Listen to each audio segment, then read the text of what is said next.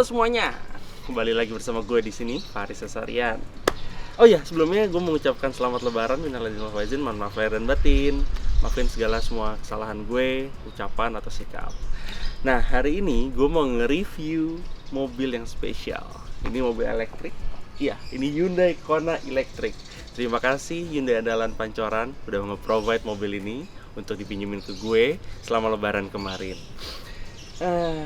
Ini sesuatu yang baru buat gue, bisa nge-review sebuah mobil elektrik. Ya, sebelumnya cuma ngeliat dari YouTube-nya Mas Fitra dan ya orang-orang lain yang review mobil ini, dan akhirnya gue merasakan sendiri gimana experience-nya nyetir nih mobil. Karena gue adalah bukan siapa-siapa, jadi gue belum mendapatkan Hyundai Kona yang facelift. Ini adalah Hyundai Kona pre-facelift tahun 2020. Ini unit X test drive-nya dari Hyundai Andalan Pancoran gitu. Gue juga belum terlalu tahu perbedaan apa aja yang mencolok di facelift dan non facelift, karena gue mau fokus ke sini dulu aja karena belum dapat unit yang facelift. Hyundai Kona ini full elektrik. Ini di balik mesin ini bukan mesin, tapi motor listrik. Motor listriknya itu yang menggerakkan kedua roda di depan tanpa transmisi. Tenaganya luar biasa, 136 horsepower, 395 Nm. Untuk sebuah mobil yang kecil kayak gini, itu luar biasa loh.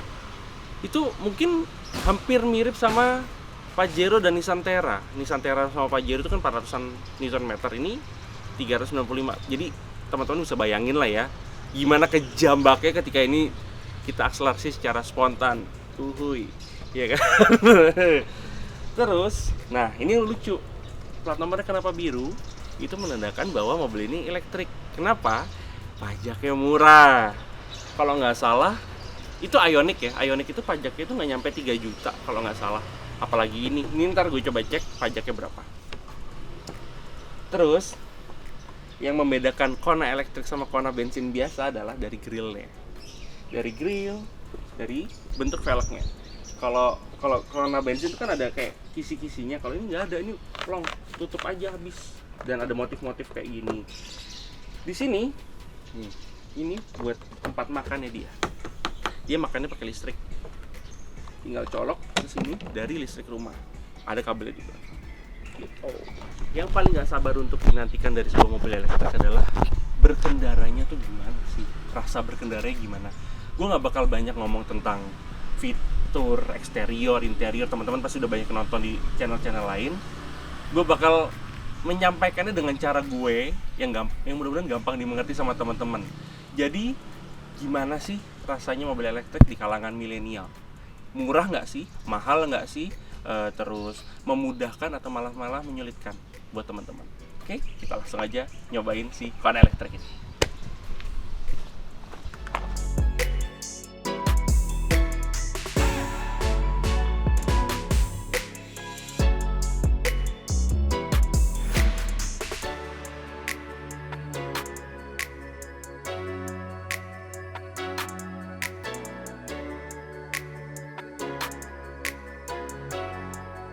Nah, akhirnya gue udah berkendara di dalam mobil si elektrik ini. Teman-teman, gue tuh mau mau nyeritain gimana sih rasanya berkendara sama si mobil elektrik ini. Tadi gue juga sempat bikin Q&A box gitu di Instagram story gue, sama buat teman-teman yang pengen tahu kira-kira ada pertanyaan apa aja mengenai si Kona elektrik ini, Kona elektrik pre-facelift ini. Sebelum gue sampai ke sana, sebelum gue jawabin si pertanyaan-pertanyaan tersebut, gue mau menceritakan sedikit gimana rasanya nyetir mobil elektrik pertama kali. Nggak pertama kali, ya pertama kali karena sering, karena sudah berapa 5-6 hari gue nyoba mobil ini, dan baru intens banget itu 3 hari terakhir gitu, karena sebelumnya masih ada XJ. Perbandingannya abis nyetir mobil bensin bermesin dengan mobil elektrik, bener-bener loh, ini aneh sih, tapi kayak nggak aneh tapi nggak aneh, karena itu menurut gue itu cuma masalah faktor kebiasaan aja. Ketika lo punya mobil ginian, lo mungkin akan nggak terbiasa dengan tidak adanya suara mesin, tidak adanya suara derungan mesin, dan suara-suara yang yang lu bakal dapetin kalau lu beli mobil mesin. Ini benar-benar nggak ada suara mesin, ini cuma ada suara apa? Suara kompresor AC, suara ban, sama suara audio kalau misalkan lu nyetel audio, sama suara wiper kalau nyalain wiper, sama suara apa namanya kayak di MID ya, dingdong dingdong, sama suara lampu sen. Udah itu doang. Apalagi nggak ada suara lagi. Itu benar-benar kayak anjir, hah? Kok ini mobil nggak ada suaranya gitu. Terus berkendaranya tuh bener-bener kayak mobil normal biasa, nggak ada yang beda. Nyetirnya sama, bantingannya sama, remnya sama, setirannya sama, duduknya sama, terus penglihatannya juga sama, spion segala macam tuh ada semua kayak mobil normal. Yang nggak normal cuman, bukan nggak normal, yang membedakan cuman si mesinnya aja. Ini pakai motor listrik, sedangkan mobil biasa pakai mesin gitu. Yang sering dikagumi oleh orang-orang setelah mencoba mobil listrik itu adalah tenaganya. Kenapa? Karena tenaganya super instan, benar-benar instan. Ini 0 sampai 100 detiknya menurut Mas Fitur dari Auto Driver itu 8, sekian detik, which is itu kenceng banget. Untuk mobil kecil kayak gini tuh kenceng banget, karena torsinya juga 350 Nm dan horsepower 136 kan ya. Nah, terus mobil ini sangat fun to drive, easy to use. Lu nggak perlu banyak adaptasi untuk bisa ngertiin ini mobil harus dipencet apanya, ininya, itunya, itu nggak perlu. Dan yang mengagumkan adalah menurut gue nih, shift knob-nya. Dia nggak ada shift knob, adanya shift button. PRND, gue pertama kali nyoba shift button ini di itu bukan shift button. Kalau di bisa disebut shift button juga kali ya. Kalau di Evoque tuh ya, kalau mobilnya mati dia bakal tut, kalau mobilnya hidup mau jalan gitu bakal shift knob itu bakal naik tut gitu, diputar-putar. Kalau ini dipencet-pencet. Kalau itu bukan shift button, kali itu shift putar-putar. Ini menyenangkan sekali karena gue suka pencet-pencet kayak gini. Ini ada di Palisade juga kan ya, ada di Palisade juga. Dan Hyundai berhasil sih mencuri hati banget dengan teknologi-teknologi yang mengagumkan seperti ini. Terus ada kursi ventilated. Itu wah, sangat berguna di Indonesia dengan iklim cuaca yang kadang panas banget dan kadang nggak pernah dingin banget juga sih ya. Gini ber-AC gitu, ini dia mengeluarkan angin surga ya dari punggung, bisa kena punggung kita gitu, jadi nggak bakal bau badan dan tidak bakal keringetan gitu badan belakangnya gitu. Terus fitur safety mobil ini 4 airbag, 1, 2, 3, 4. Terus sudah ada parking brake atau auto hold ya, terus ABS, EBD dan lain-lain. Dan gue suka ada di sini ada fitur satu yang gue suka yang nggak semua mobil ada ya, leveling headlamp, manual leveling headlamp atau manual headlights leveling, yaitu jadi bisa ngatur ketinggian lampunya. Itu sangat membantu ya. Dan kenapa membantu menurut gua, karena kalau ketika lu isi mobil ini penuh, nih mobil ini bakal dangak gini. Nah, ketika lu dangak gini, pantulan cahaya mobil lu itu bakal naik ke atas. Nah, itu menyilaukan orang lain. Dengan adanya si manual leveling ini, lu bisa menyesuaikan tinggi rendahnya si lampu itu gitu. Material mobil ini cukup bagus, cukup baik lah, walaupun tidak sempurna, tidak nggak istimewa banget, karena cukup lah kalau menurut gue tidak terlalu memikirkan itu sih sebenarnya. Karena kalau gue tuh tim jok fabric sebenarnya, sedangkan yang fabric itu nggak masuk ke Indonesia kayaknya, yang Kona elektrik ya. Kalau Kona elektrik di US itu kalau nggak salah fabric, kalau di Indonesia dapetnya leather gini. Nah, terus ini door trim tuh plastik palsu, walaupun ada kulit-kulitnya dikit, kulit imitasi di sini ya. Dashboard juga plastik keras gitu. Teman-teman yang seumuran gue atau lebih muda dibanding gue bakal amat sangat terbantu dengan multimedianya mobil ini. Akan sangat terhibur. Ada Apple CarPlay, ada Android Auto. Tampilannya tampilannya si multimedianya ini sangat amat easy to use, user friendly abis. Teman-teman nggak bakal kesulitan untuk mengoperasikannya. Konekin ke Bluetooth-nya gampang, konekin ke Apple CarPlay-nya gampang, konekin ke Android Auto-nya juga gampang. Teman-teman mau pakai misalkan pakai iPhone gitu ya, tinggal colokin kabel, Apple CarPlay nyala, tinggal setel Spotify atau Apple Music, Terus kalau misalkan mau sambil berkendara jauh, teman-teman mau ngeliat map, saya tinggal buka Google Maps atau Waze dari sini gitu. Easy abis guys. Dan ini benar-benar mobil yang cocok buat teman-teman yang tinggal di kota-kota besar, karena belum seluruh wilayah di Indonesia mendapatkan stasiun pengisian kendaraan listrik umum gitu. Dan mungkin untuk teman-teman yang rumahnya listriknya besar, dayanya besar, sangat akan cocok untuk memiliki mobil ini itu, karena ngisinya di rumah aja, nggak perlu ke SPKLU gitu. Dan gue nih selama dipinjemin mobil ini, gue ngecasnya sih di rumah ya lumayan lama, karena listrik rumah gue nggak sebesar itu. Gue ngecharge jam 1 malam, di monitor itu sisa baterai tinggal 32%. Terus besok paginya sekitar jam 10 pagi itu udah 95%. Sekitar berapa jam tuh? Jam 1 malam sampai jam 10, berapa jam tuh? 10 jam, 9 jam, ya sekitar segitu, tapi belum full. Dan itu sempat jegelek sekali pas pagi-pagi. Itu mungkin karena pompa air nyala kali, karena kalau malam kan pompa air nggak nyala. Untuk teman-teman yang berpikiran untuk membeli mobil listrik, mungkin ya jangan berpikiran gini. Teman-teman boleh punya mobil listrik satu, tapi teman-teman juga harus punya mobil bensin satu. Kenapa? Ya itu tadi gue bilang, karena belum semuanya sudah ada pengisian untuk mobil berbahan bakar listrik gitu. Ya kalau untuk dalam kota aja sih menurut gue cukup oke banget lah, karena dengan daya listrik yang 100% setelah di charge itu bisa sekitar 300-an kilo. Ya teman-teman bisa ngitung lah, misalkan sehari berapa kilo sih perginya. Misalkan sehari cuman kayak pulang pergi dari rumah 50 kilo, berarti kan bisa kayak seminggu, ya nggak sih, 6 hari cukup lah. Nah gue pengen ngasih tahu benefitnya untuk para anak muda, anak-anak milenial yang pengen ngerasa beda dengan memakai mobil elektrik.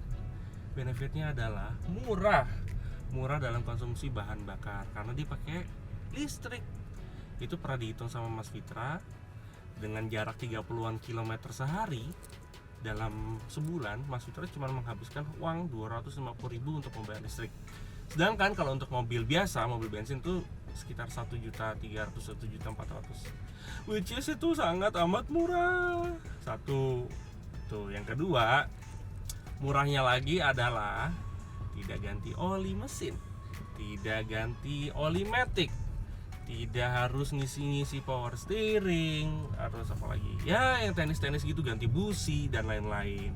Cuman ganti ban kalau diperlukan, kalau bannya sudah haus, ganti shock breaker kalau shock breaker udah habis, udah mati, terus ganti rem, kampas, karena ya itu kan ya teknis ya sifatnya, terus ganti wiper segala macam. Tapi ganti ban kan nggak tiap hari lo ganti ban, nggak tiap 6 bulan sekali kan lo ganti ban gitu. Dan benefit selanjutnya yang menurut gua ini menjadi keuntungan sebuah mobil listrik adalah biaya pajak yang super murah. Kenapa murah? Karena ya pemerintah ingin menggalakkan mobil listrik demi terciptanya lingkungan yang bersih dan sehat gitu. Pajaknya coba gue lihat dulu.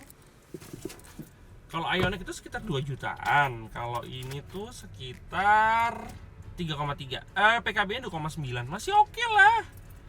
Masih oke banget. Dan katanya kan makin nanti setelah regulasinya semua berjalan dengan baik, katanya pajaknya kan lebih dimurahkan lagi untuk mobil listrik. Nah, terus teman-teman juga bisa mendapatkan warranty dari Hyundai selama beberapa tahun. Jadi teman-teman gak usah khawatir kalau mobil ini bakal kenapa-napa, karena di Indonesia sendiri itu mobil ini sudah disesuaikan dengan iklim, cuaca, dan driving behavior di Indonesia. Yang tidak menyenangkan di mobil ini itu ada beberapa hal.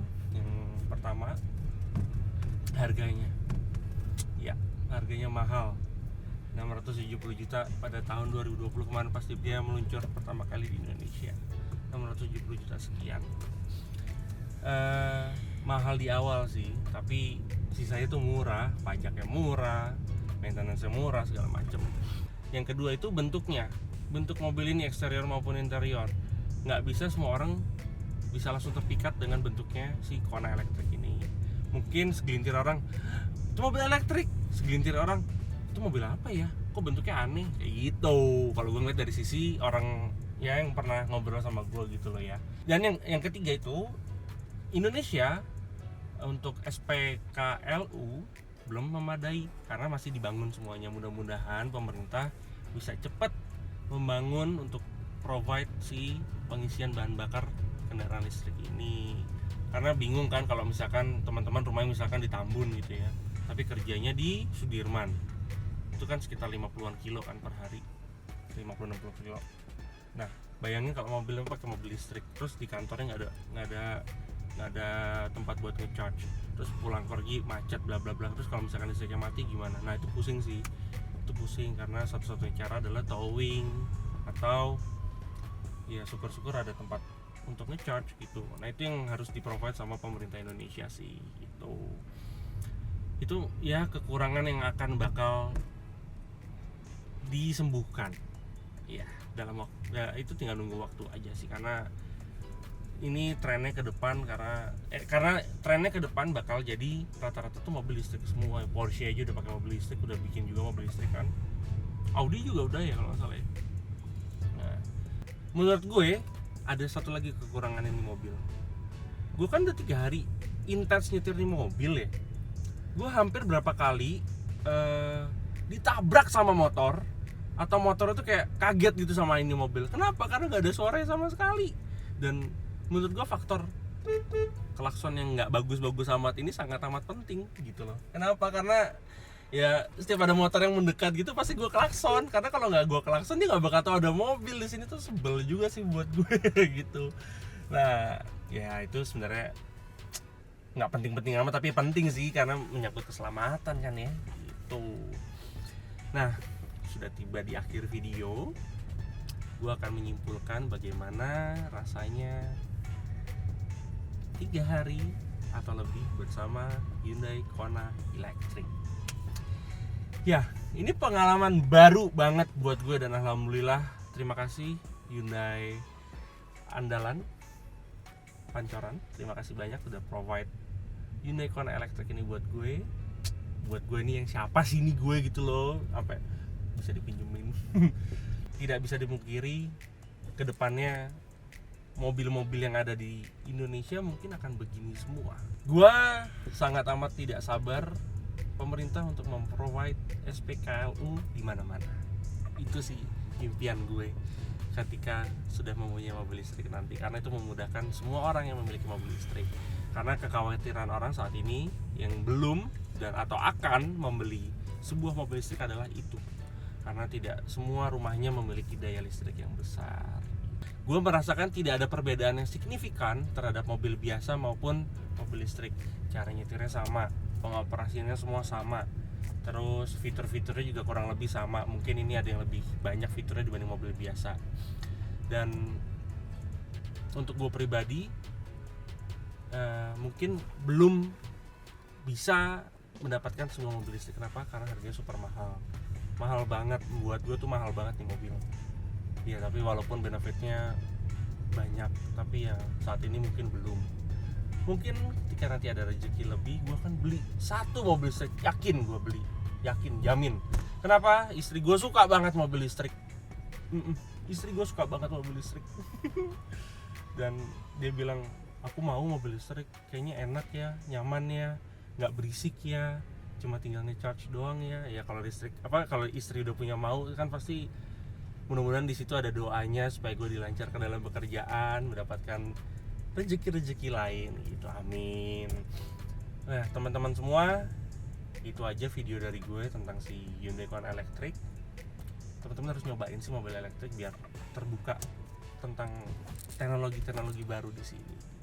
Teman-teman bisa datang langsung ke Hyundai andalan di Pancoran, bilang aja mau test drive dong mas Kona Electric, mau test drive dong mas Ioniq Electric, Hyundai Ioniq, atau mau coba Palisade, atau mau coba Santa Fe baru, bisa juga di situ semuanya gitu aja teman-teman. Mohon maaf kalau reviewnya nggak bagus-bagus banget, penyampaian gue juga jelek atau kurang bagus ya maklum ya, namanya juga baru belajar gitu ya. Terus ya udah gitu aja teman-teman, terima kasih banyak telah menonton, semoga suka, bye bye.